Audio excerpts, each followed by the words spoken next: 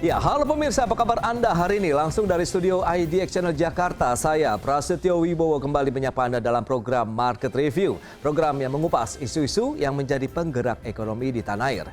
Live streaming kami seperti biasa bisa Anda saksikan juga di idxchannel.com. Dan langsung saja kita mulai Market Review selengkapnya.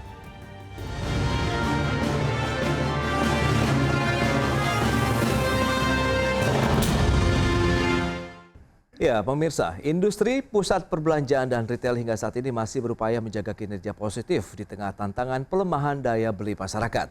Hal ini terlihat dari okupansi pusat perbelanjaan di sepanjang semester 1 tahun ini yang masih di kisaran 80 hingga 85%. Industri pusat perbelanjaan dan industri retail menjadi sektor usaha yang saling terkait satu sama lain. Sehingga jika terdapat kendala di salah satu industri dipastikan akan mengganggu kinerja industri lainnya. Oleh sebab itu, kedua industri tersebut hingga saat ini masih berupaya menjaga kinerja positif di tengah tantangan pelemahan daya beli masyarakat. Pelaku industri pusat perbelanjaan sendiri seperti dikutip media mengaku masih tetap optimis. Hal ini mengacu kepada tingkat okupasi di sepanjang semester 1 tahun ini yang berada dalam rentang 80 hingga 85% dengan tingkat kunjungan mengalami peningkatan 10% dibandingkan semester 1 tahun 2024 lalu. Di sisi lain, tantangan pusat perbelanjaan di Indonesia, terutama di kota besar dalam mempertahankan eksistensi dan menarik kunjungan sebanyak mungkin, adalah masifnya kehadiran platform belanja daring atau e-commerce dan perubahan perilaku konsumen dalam berbelanja. Sementara itu, survei konsumen Bank Indonesia pada Juni lalu mencatat indeks keyakinan konsumen atau IKK sebesar 117,8 atau mengalami kenaikan dibandingkan Mei 2025 117,5. Dan level IKK bulan Juni tersebut tidak lebih tinggi dibandingkan Juni tahun 2024 sebesar 123,3. Namun demikian, survei konsumen Bank Indonesia Juni 2025 mengindikasikan keyakinan konsumen terhadap kondisi ekonomi masih terjaga. Berbagai sumber, IDX Channel. Ya, pemirsa, untuk membahas tema kita kali ini, resiliensi pusat perbelanjaan di tengah pelemahan daya beli, kita sudah tersambung melalui Zoom bersama dengan Bapak Alfonsus Suwijaya, Ketua Umum Asosiasi Pengelola Pusat Belanja Indonesia. Kemudian juga sudah ada Pak Jimmy Gani, beliau adalah Ketua Dewan Pengawas Asosiasi Pengusaha Retail Indonesia Aprindo. Langsung saja kita sapa. Ya, halo Pak Alfonsus, apa kabar Pak? Ya, baik Mas Pras. Apa kabar juga? Kabar baik Pak, terima kasih atas waktunya. Dan kita sapa lagi Pak Jimmy, apa kabar Pak? Baik, Mas. Apa kabar, Mas Pras? Kabar baik, terima kasih atas waktu yang disempatkan. Ya, Pak Jimmy. Apa kabar, Pak? Baik, Pak. Baik, kita akan langsung review ini Pak Alfonsus terkait dengan kinerja, kemudian bagaimana Anda melihat perkembangannya di sepanjang semester 1 2024 nih, terkait dengan pusat perbelanjaan di tanah air. Seperti apa update-nya Pak Alfonsus? Saya kira ya kinerja di tahun 2025 ini sampai dengan semester 1 yang lalu, jadi saya kira memang tidak mencapai target begitu. Oke. Tetapi saya kira ini memang sudah diprediksi oleh kami begitu ya. Alasannya satu adalah karena memang faktor daya beli masyarakat khususnya di kelas menengah bawah yang masih belum pulih itu kan sudah terjadi sejak 2024 yang lalu begitu ya, dan sampai dengan saat ini kan masih belum pulih normal begitu. Kemudian ditambah lagi dengan pengetatan anggaran yang dilakukan oleh pemerintah itu juga berdampak terhadap industri pusat perbelanjaan ataupun industri retail begitu. Nah, itu terjadi pada saat kinerja Ramadan dan Idul Fitri yang lalu itu tidak maksimal begitu ya. Jadi kami mencatat itu tidak mencapai target begitu. Jadi saya kira itu adalah dampak dari, salah satunya adalah dampak dari pengetatan anggaran pemerintah yang dilakukan pada akhir tahun 2024 yang lalu. Itu terdampaknya di Ramadan dan Idul Fitri begitu ya, karena memang pada saat pengetatan pemerintah dilakukan itu kan yang terdampak langsung adalah sektor perhotelan, transportasi, industri makanan, minuman dan sebagainya. Tidak langsung terhadap retail begitu. Retail itu baru kemudian dampaknya terasa setelah industri-industri usaha tersebut melemah, melesu begitu, barulah itu mempengaruhi daya beli dan itu terjadi di Ramadan begitu. Oleh karenanya makanya Ramadan tidak maksimal begitu. Nah, Ramadan dan Idul Fitri itu kan adalah puncak penjualan retail di Indonesia, begitu ya. Jadi kalau puncak penjualan retailnya saja kinerjanya tidak maksimal ataupun target tidak tercapai, itu pasti akan mempengaruhi kinerja 2025 ini secara keseluruhan, begitu. Karena puncaknya saja kan tidak tercapai, begitu. Jadi setelah Ramadan dan Idul Fitri itu tidak ada momen penting setinggi lagi puncaknya seperti Ramadan dan Idul Fitri. Hanya ada Natal dan Tahun Baru, begitu ya. Tetapi Natal Tahun Baru kan saya kira tidak bisa menutup kekurangan yang terjadi di Ramadan dan Idul Fitri yang lalu, begitu. Jadi sehingga sampai dengan nanti akhir tahun kami memprediksi tetap akan ada pertumbuhan, begitu, tetapi pertumbuhannya tidak akan signifikan lah, begitu ya. Mungkin hanya single digit saja, begitu. Kalau single digit itu artinya memang tidak sesuai target dan termasuk kinerja yang tidak maksimal lah, begitu. Baik, Jadi saya kira beberapa hal tadi yang menyebabkannya, begitu. Demikian Mas Frans. Baik, itu dia untuk pusat perbelanjaan. Nah, retailnya sendiri bagaimana Perindo melihat kondisi, apakah realisasinya atau realitanya tuh sama begitu yang dialami oleh teman-teman dari pusat perbelanjaan atau seperti apa begitu Pak Jimmy? Iya, saya rasa tadi sejalan dengan apa yang disampaikan oleh Pak Alfonsus ya, bahwa memang kinerja sektor retail Indonesia di tahun 2025 ini menunjukkan dinamika yang cukup menantang. Oke. Tapi kita juga meskipun terjadi pelambatan daya beli masyarakat, tadi kan tetap ada pertumbuhan ya. Jadi retail tetap menunjukkan ketahanan dengan kontribusi cukup signifikan terhadap konsumsi domestik, karena ini yang menjadi penopang di dalam growth daripada GDP kita. Beberapa kategori seperti makanan, kebutuhan pokok yang primer ya, terutama ya, yang masih menunjukkan pertumbuhan. Sementara memang sektor sandang dan gaya hidup ini mengalami ketekanan. Nah, ini di sini jadi kita memang perlu inovasi, adopsi digital serta optimalisasi dari kanal penjualan omnichannel yang menjadi faktor penting sehingga kinerja retail secara nasional ini bisa kita jaga. Tapi memang kata kunci tadi adalah challenge ya, it's a challenge, menantang gitu, sehingga perlu inovasi dari masing-masing retail untuk bisa tumbuh. Ya, seberapa jauh tekanannya terkait dengan pelemahan daya beli masyarakat saat ini kalau Pak Jimmy di sektor retail? Mengingat tadi ada beberapa tantangan lainnya, ada pengetatan belanja pemerintah, ada momentum besar nasional begitu seperti Ramadan Idul Fitri ternyata masih juga tidak sesuai harapan begitu Pak Jimmy.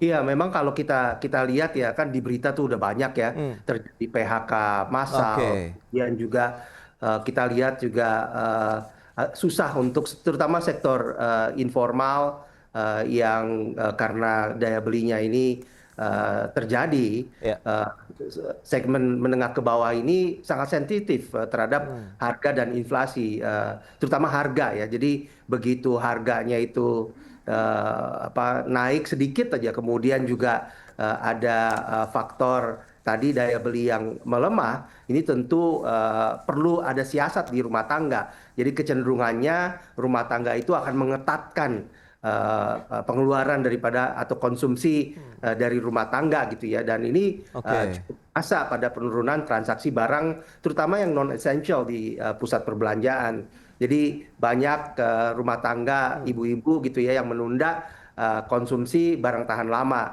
Biasanya kan mereka rajin tuh, apalagi bulan-bulan seperti yang tadi Pak Alfon sampaikan di festive season gitu ya, pada saat Lebaran gitu kan, itu biasanya orang ganti TV, ganti elektronik dan seterusnya, ganti gadget. Tapi ini rasanya terjadi pengetatan sehingga pelaku retail harus beradaptasi dengan strategi harga, promosi, dan tentunya efisiensi operasional yang lebih ketat gitu. Oke, ada pergeseran minat belanja masyarakat begitu, lebih kepada skala prioritas nampaknya begitu. Kita kan bahas nanti di segmen berikutnya. Mengingat sekarang muncul lagi nih istilah rojal ini, rombongan jarang wali. Seperti apa update-nya nanti kita akan bahas di segmen berikutnya ya. Dan pemirsa, kami akan segera kembali usai pariwara berikut ini.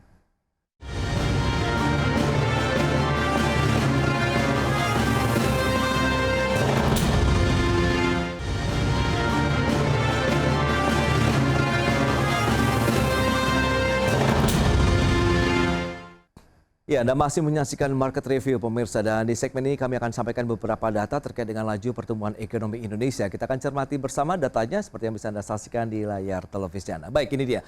Untuk pertumbuhan ekonomi Indonesia di kuartal 1 2025 secara tahunan kita akan cermati bersama, tumbuh sekitar 4,87%. Atau kita lihat atau kita sandingkan dengan kuartal 4 di tahun 2024 lalu 5,02%. Dan ini tidak jauh berbeda dengan kuartal 3 di tahun 2024 yang tumbuh sekitaran 4%, meskipun di kuartal 1 2024, kuartal 2 2024 masih tumbuh di kisaran 5% untuk ekonomi Indonesia. Nah, berikutnya ini dia langkah dari Bank Sentral, di mana Bank Indonesia akhirnya menurunkan suku bunga acuan. Apakah ini bisa menjadi booster juga nih untuk bisa mendorong lagi aktivitas konsumsi di masyarakat? Ini dia pergerakannya. Sempat berada di level 6% untuk BI rate 1 Desember 2024, turun menjadi 5,75%, bertahan sampai dengan Januari hingga April, kemudian turun lagi sekitar 5,5% dari Mei sampai dengan Juni, kemudian turun lagi menjadi 5,25% pada bulan Juli untuk pergerakan suku bunga acuan. Dan selanjutnya kita akan cermati inflasi. Seperti yang bisa Anda saksikan juga di layar televisi Anda, ini dia pergerakan inflasi kita. Januari sampai dengan Juni 2024 terjadi lagi inflasi, sempat memang mengalami deflasi di bulan Mei untuk pergerakannya. Kita lihat minus 0,37%, kemudian naik lagi secara bulanan menjadi 0,19%, sementara secara tahunannya menjadi 1,87%. Itu dia. Kemudian kita akan cermati bersama untuk indeks keyakinan konsumen survei dari Bank Indonesia. Ya, IKK di bulan April 121,7, kemudian di Mei 2025 117,5, kemudian ada naik lagi di bulan Juni 2025 ini menjadi 117,8.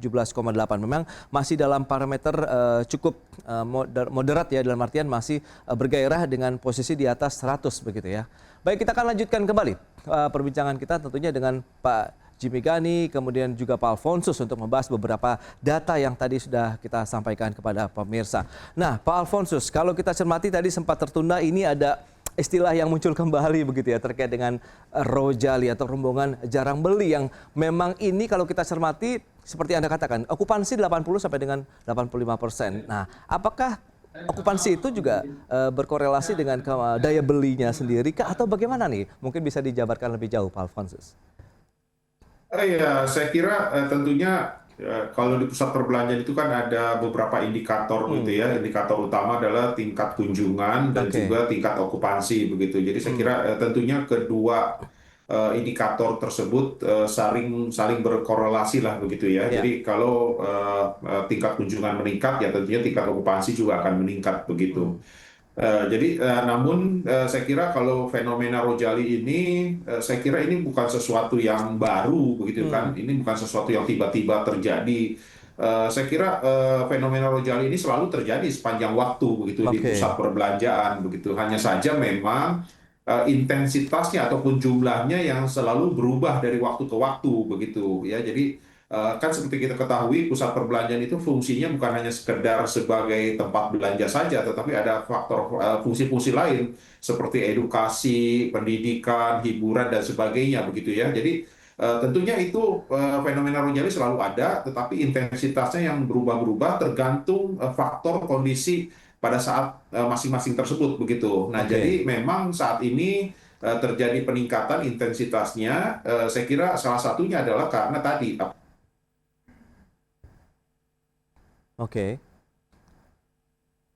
Ya, itu dia beberapa faktor yang masih dicermati oleh APBBI ya terkait dengan fenomena yang terjadi saat ini begitu di pusat-pusat perbelanjaan. Ya, baik. Nah, dari Pak Jimmy, kalau Anda melihat dari sektor retail sendiri, bagaimana Pak Anda melihat begitu? Apakah memang okupansi itu kemudian lagi-lagi berdampak juga terkait dengan penjualan produk-produk retail kita kah? Atau justru Anda melihat daerah lain yang mengalami pertumbuhan dibandingkan dengan kota-kota besar kalau kita bicara mengenai sektor retail nih Pak? Ya, saya tadi mau menambah sedikit dari Pak Alfonsus yang disampaikan ya. Memang kan kalau kita lihat tadi pertumbuhan melambat, kemudian juga ada daya beli yang melemah ya. Tentu ini menimbulkan fenomena baru ya, yang rojali tadi.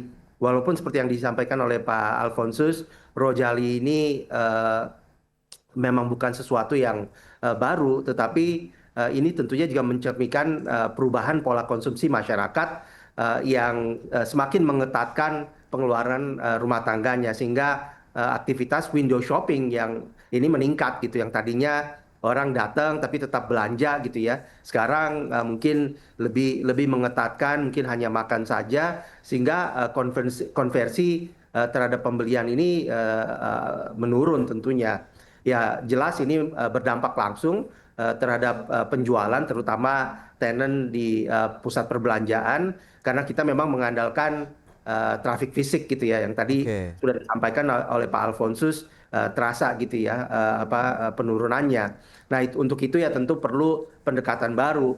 Jadi saya baru kembali dari Singapura untuk ikut National Retail Conference di sana, dan experience based retailing kemudian integrasi dengan platform digital ini sekarang menjadi sesuatu yang baru, sehingga pengunjung tidak sekedar datang tapi juga ada interaksinya, sehingga mereka fungsi daripada edukasi kemudian hiburan itu lebih terasa gitu ya, dan kita harapkan dengan experience itu mereka terdorong untuk nanti melakukan pembelian atau konsumsi gitu. Oke, ini dia menarik ini Pak Alfonsus. Itu dia, apakah ini bagian dari strategi juga dari pengelola pusat perbelanjaan begitu? Jadi memang masyarakat tidak harus datang ke pusat perbelanjaan tuh untuk belanja, tapi ada experience lain begitu yang ditawarkan juga nih kepada pengunjung ataupun konsumen di Indonesia. Ya, jadi saya kira mungkin saya tambah sedikit bahwa tadi faktor Rojali gitu, jadi kelas menengah atas kan memang terpengaruh oleh faktor-faktor makroekonomi, mikroekonomi, dan juga global lah begitu ya. Sehingga mereka lebih berhati-hati, bukan karena masalah daya belinya begitu, tapi kalau yang di kelas menengah bawah itu memang lebih kepada faktor daya beli begitu kan. Jadi mereka cenderung membeli, karena uang yang dipegang sedikit, jadi mereka cenderung membeli barang-barang yang harga satuannya ataupun unit price-nya kecil, murah begitu ya. Jadi itulah yang trennya ke arah sana. Dan mereka juga lebih selektif lagi di dalam berbelanja begitu. Misalkan yang biasanya makan di restoran setiap hari begitu, mungkin sekarang mungkin hanya 2-3 kali saja seminggu begitu ya, karena tadi masalah daya beli tadi. Jadi saya kira itu faktor-faktor yang terjadi begitu. Nah, bagaimana sekarang digitalisasi di pusat perbelanjaan begitu ya. Jadi saya kira digitalisasi di pusat perbelanjaan ya tetap harus, memang itu satu keniscayaan begitu. Tetapi pusat perbelanjaan akan lebih fokus lagi untuk mendorong program-program konsep yang offline begitu. Kenapa? Karena memang DNA ataupun DNA-nya pusat perbelanjaan itu adalah offline begitu. Kalau marketplace begitu, itu mereka adalah memang DNA-nya itu adalah online begitu. Justru disinilah tantangannya, dibutuhkan inovasi dan kreativitas. Bagaimana digitalisasi di pusat perbelanjaan, tetapi dalam balutan offline begitu. Karena itu yang sebetulnya tidak dimiliki oleh teman-teman online begitu. Jadi justru kita tidak akan bertempur dengan online gitu, karena kalau kita bertempur dengan online kita pasti kalah begitu. Jadi justru kita adalah mengedepankan digitalisasi tapi dalam balutan offline begitu. Jadi itulah yang dilakukan, dan itu saya kira yang tidak bisa dilakukan oleh online begitu. Jadi bagaimana kita mendorong fungsi-fungsi offline. Yang paling mudah adalah sekarang fungsi daripada pusat perbelanjaan saat ini itu adalah saya menyebutnya sebagai social connection hub begitu ya. Jadi koneksi interaksi sosial di antara para pengunjung secara langsung dengan sesamanya yang bukan di dunia maya. Nah, pada saat di COVID itu kan mereka bisa berinteraksi sosial juga dengan sesamanya, tapi secara virtual begitu ya. Ulang tahun virtual, pernikahan virtual, bahkan pemakaman pun virtual begitu. Nah, yang sekarang yang kita dorong adalah mereka berinteraksi sosial, silakan di pusat perbelanjaan begitu secara langsung dengan sesama manusia ini yang bukan di dunia maya. Jadi saya kira itu yang akan didorong oleh teman-teman di pusat perbelanjaan begitu. Ya, mengembalikan lagi konsep manusia atau marwahnya begitu sebagai makhluk sosial begitu ya, kita akan coba kembali begitu. Saya kira itu yang akan didorong terus oleh pusat perbelanjaan, dan kami tidak akan bertempur dengan online. Justru kami akan online itu adalah salah satu channel begitu ya bagi teman-teman peritel untuk berjualan begitu. Tetapi kami tidak akan bertempur di sana. Justru kami memberikan solusi alternatif berjualan kepada teman-teman peritel yang bukan secara online begitu. Jadi itulah, jadi teman-teman peritel punya banyak pilihan begitu. Silakan menggunakan fasilitas kami di pusat perbelanjaan untuk berjualan dengan alternatif lain begitu ya. Jadi saya kira itu menjadi sangat penting begitu. Baik, itu dia. Tadi sempat disampaikan omnichannel. Apakah juga itu dilakukan di pusat perbelanjaan? Kita akan bahas nanti di segmen berikutnya. Pak Alfonsus, Pak Jimmy, kita akan jeda kembali sebentar. Dan pemirsa, tetaplah bersama kami.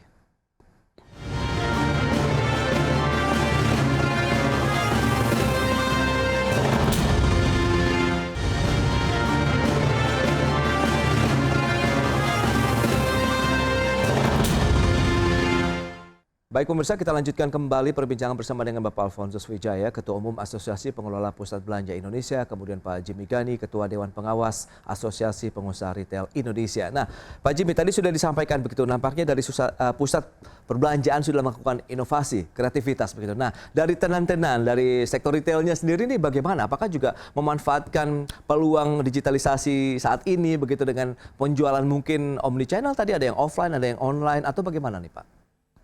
Iya tentu Mas Pras. Jadi salah satu strategi yang harus dilakukan oleh para peritel adalah mencoba untuk menggabungkan berbagai channel gitu ya, menggunakan berbagai channel atau omni channel tadi. Memang sekarang ini ada kecenderungan kalau misalnya barang-barang yang bisa dibeli online, orang cenderung akan beli online gitu ya. Tetapi kalau misalnya kita bicara tentang yang perlu di feel, di touch, di baunya itu harus terasa, yang fresh gitu ya, produce dan seterusnya, itu masih orang masih belanja di toko brick and mortars gitu yang ada gitu, yang fisik gitu. Jadi ini merupakan satu tantangan tapi juga peluang bagi peritel yang bisa menggabungkan berbagai channel itu dan melakukan langkah-langkah inovatif dalam rangka memenangi persaingan. Tapi kita lihat ya, memang persaingan ini semakin ketat dan tanpa harus menyebut nama, kita kan bisa udah beberapa tahun terakhir ini khususnya kita lihat berbagai pemain di sektor retail ini banyak yang tumbang juga dan harus tutup gitu. Baik sebagai satu kesatuan retail chain-nya maupun juga toko per toko. Jadi strategi untuk bisa segera cut loss gitu pada saat memang tidak bisa bertahan di satu cabang, itu penting untuk dilakukan daripada nanti berpengaruh kepada retail secara keseluruhan. Baik. Nah, Pak Alfonsus, dengan kondisi seperti saat ini, adakah dari sisi pusat pengelola belanja begitu ya, melihat ada relaksasi di sana begitu untuk retail atau tenan-tenan yang ada, atau seperti apa sih sehingga kita bisa saling bahu-membahu begitu untuk menjaga kinerja positif di industri retail dan juga pusat perbelanjaan nih Pak Alfonsus?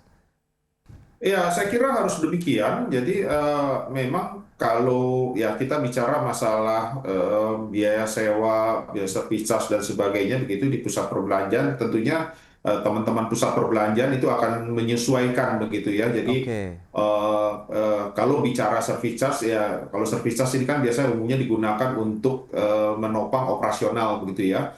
Menopang operasional ya, ini mungkin agak lebih kondisinya akan terus meningkat gitu ya, karena kita tahu upah minimum tiap tahun naik, harga-harga spare part barang-barang pun naik dan sebagainya begitu. Tapi kalau dari sisi biaya sewa saya kira tentunya akan menyesuaikan begitu, karena setiap pusat perbelanjaan itu kan tingkat keramaiannya ataupun tingkat kunjungannya juga berbeda-beda begitu. Jadi tentunya tidak bisa disamakan dari satu pusat perbelanjaan ke pusat perbelanjaan yang lain begitu. Tentunya itu akan disesuaikan dengan kondisi masing-masing begitu ya. Dan umumnya juga biasanya meskipun itu di dalam satu pusat perbelanjaan, tetapi biaya sewa tidak bisa disamaratakan juga begitu antara kategori usaha yang satu dengan kategori usaha yang lain begitu. Jadi saya kira banyak faktor lah, belum lagi luasan toko dan sebagainya begitu ya. Kelas pusat perbelanjaan pun itu sangat mempengaruhi. Belum lagi lokasi pusat perbelanjaan juga sangat mempengaruhi. Jadi saya kira semua faktor-faktor itu akan menjadi pertimbangan bagi setiap pengelola pusat perbelanjaan begitu. Ya, demikian Mas Pras. Baik, tetap optimis meskipun nanti akan single digit kalau kita cermati sampai dengan akhir tahun begitu ya Pak Alfonsus ya? Ya, saya kira tetap akan bertumbuh begitu dan ini kan kondisi tadi Mas Pras singgung Rojali ini kan kebetulan tahun ini kan low seasonnya tambah panjang begitu karena Oke. Ramadan dan Idul Fitrinya kan datang lebih Iya, awal. iya. Nah, sekarang ini kan kita sedang dalam posisi low season begitu. Itu pun salah satu alasan lagi kenapa juga intensitas rojalinya meningkat begitu. Tetapi ini akan berangsur-angsur berkurang begitu nanti menjelang Natal dan Tahun Baru ya. Biasa Baik. menjelang akhir November itu akan terjadi perubahan begitulah. Akan Oke. rojalinya akan berkurang gitu. Baik, baik. Rohananya juga akan berkurang gitu ya. Jadi Oke. saya kira itu kondisi yang akan terjadi. Nah, pertumbuhan ini saya kira akan tetap tumbuh tapi tidak signifikan single digit dan Oke. tetapi kalau pemerintah punya target 8%, nah ini saya kira Rojali dan Rohananya bisa hilang ini gitu ya kalau bisa Oke. mencapai Ya. 8%. Jadi salah satu cara menurut saya teman-teman pusat belanja sekarang kan melakukan berbagai macam kegiatan promo belanja untuk memperpendek dalam tanda kutip low season yang panjang ini begitu. Tetapi saya kira itu sifatnya sementara. Yang paling penting adalah bagaimana pemerintah menaikkan daya beli masyarakat begitu. Jadi saya kira Oke. program-program promo belanja itu Iya. hanya dilakukan untuk sementara waktu. Tetapi obat yang paling mujarab itu adalah bagaimana meningkatkan daya beli masyarakat secara secepatnya begitu. Oke, Itu Alfonsus. menjadi jauh penting, Mas Pras. Baik, baik. Nah, Demikian. Ya. Pak Jimmy, terakhir Anda melihat bagaimana target ke depan sampai dengan akhir tahun paling tidak? Kita tetap optimis ya, walaupun tadi ada berbagai tantangan yang kita harus hadapi, terutama penurunan daya beli. Tapi saya Oke. yakin dengan adanya berbagai upaya seperti transformasi digital, kemudian tadi sinergi ekosistem UMKM dan retail modern, kita juga mencoba untuk bisa advokasi kebijakan sehingga kita bisa sejalan dengan lapangan, dinamika di lapangan ya. Ini tentunya akan mendukung untuk keberlanjutan sektor retail. Tadi juga Pak Alfonsus menekankan perlunya kerjasama gitu kan antara pusat-pusat perbelanjaan dengan para retailnya, dengan semua ekosistemnya Oke. sehingga pada akhirnya kita bisa bertahan. Kita udah melalui tantangan yang lebih berat ya Pak Alfonsus ya, terutama pada saat COVID kemarin, di mana traffic itu hampir tidak ada atau bahkan tidak ada untuk Oke. waktu yang lama. Saya rasa kita apalagi sekarang ini kita harapkan hanya sementara aja. Kita terus berupaya. Contoh kita lagi sekarang mendorong, kemarin juga Pak Alfonsus ini hadir dalam kegiatan Hari Retail Nasional yang di launch Oke.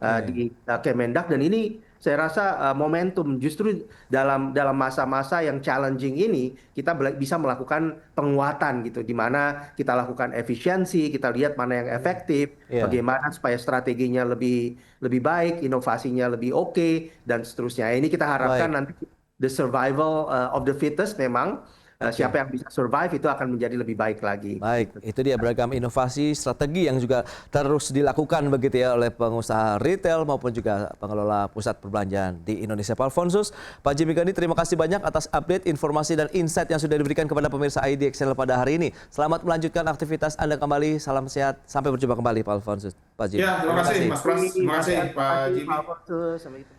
Baik pemirsa, jangan beranjak dari tempat Anda karena sesaat lagi kami masih akan kembali dengan tema menarik lainnya terkait dengan menakar kinerja lifting migas hingga akhir tahun 2025.